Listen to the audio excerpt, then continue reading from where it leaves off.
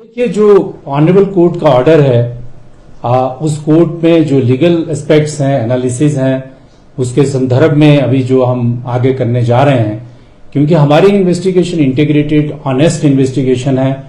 Police महानिदेशक ने उस इन्वेस्टिगेशन में जो एफिडेविट और जो शपथ पत्र दायर किया है, वो बहुत ही गैर जिम्मेदाराना तरीके से दायर किया हुआ शपथ पत्र है। उसमें उनके अनेक कारण हैं। उन्होंने इन्वेस्टिगेशन के जो प्रीमाइस हैं, जो पैरामीटर्स हैं, उनको ब्रीच किया है। उसके क्या कारण हैं वो मैं स्पष्ट कर देता हूं कि किन अल्टीरियर पर्पसेस के साथ उन्होंने ये शपथ पत्र दायर किया। हम सब जानते हैं कि रिसेंटली हिमाचल प्रदेश सीआईडी में एक घटनाक्रम हुआ था। सीआईडी ने एक जांच की थी। जांच करने के बाद एक चिट्ठी को जो उनकी गुप्त चिट्ठी थी, उसको ऑफिस से निकालकर चुराकर लीक करवाया गया था और उस दिशा में एक एफआईआर पंजीकृत हुई है। मुझे इसमें कहने में कोई संकोच नहीं है कि उसमें जो हमारे पुलिस महानिदेशक हैं, उनका निजी स्टाफ जो है संलिप्त है और उनकी इन्वेस्टिगेशन चल रही थी। इसी दौरान जो है उस इन्वेस्टिगेशन को बाधित करने के लिए उन्होंने अनेक प्रयास किए और यही नहीं है, इसके अलावा भी अनेक ऐसी शिकायतें जिला शिमला पुलिस को प्राप्त हुई हैं, जिसमें पुलिस महानिदेशक के आचरण के संदर्भ में गंभीर प्रश्न उठाए।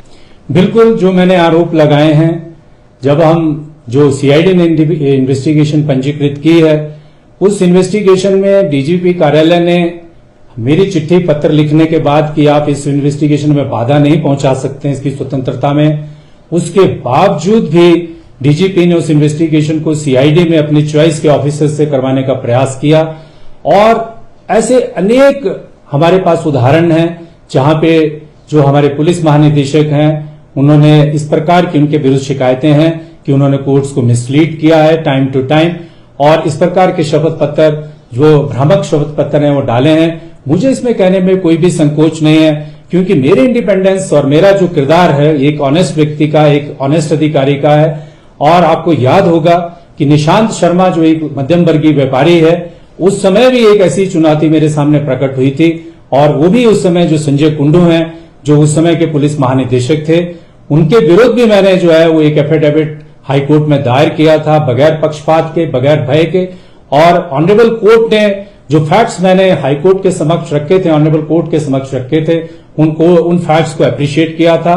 लेकिन बहुत सारी चीजें इसके बीच में ऐसी भी हुई हैं जो मैं आपके साथ समय समय पर आगे आने वाले समय में प्रकट करूंगा कि किस प्रकार से पुलिस हेडक्वार्टर के माध्यम से क्या क्या किया गया, किस प्रकार की षड्यंत्र और किस प्रकार से हमें इम्प्लीकेट करने के प्रयास किए गए और कौन कौन सी ऐसी इन्वेस्टिगेशंस हम कर रहे हैं जिनको दुष्प्रभावित करने की जो है, जिसको हम कह सकते हैं कि हमारे हेडक्वार्टर और पॉलिटिको नेक्सस के द्वारा दुष्प्रभावित करने के प्रयास किए गए।